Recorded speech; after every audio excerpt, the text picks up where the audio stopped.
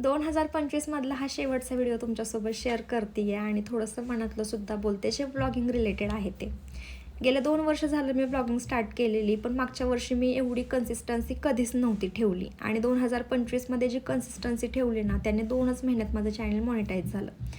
इंस्टाग्रामवरती मला असं वाटायचं की माझे 10K फॉलोअर्स तर लवकरच कंप्लीट व्हायला पाहिजेत. त्याच्यासाठी पण खूप जास्त स्ट्रगल करावं लागलं. कधी एक फॉलोअर्स वाढायचा तर एक कमी व्हायचा. दिवसभर मी तेच चेक करत राहायचे की व्हिडिओ टाकायचा, लाईक किती येत आहेत, व्ह्यूज किती येत आहेत.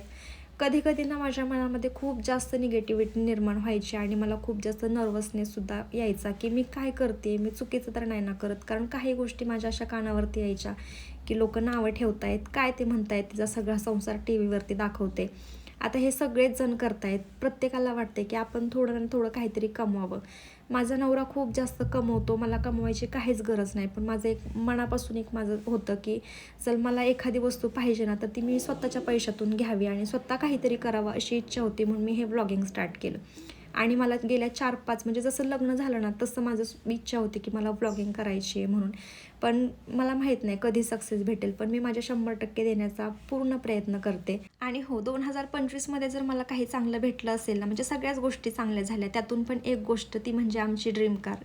जी स्वप्नामध्ये बघितली होती ना, त्याच्यापेक्षाही सुंदर माझ्या आयुष्यामध्ये कार आली आणि ती म्हणजे खूपच जास्त आनंद झाला होता त्यावेळेस पण. आणि अशा बऱ्याचशा गोष्टी घडल्या की त्याने माझं आयुष्य पूर्ण बदलून गेलं. कसा वाटला आजचा व्हिडिओ नक्की कमेंट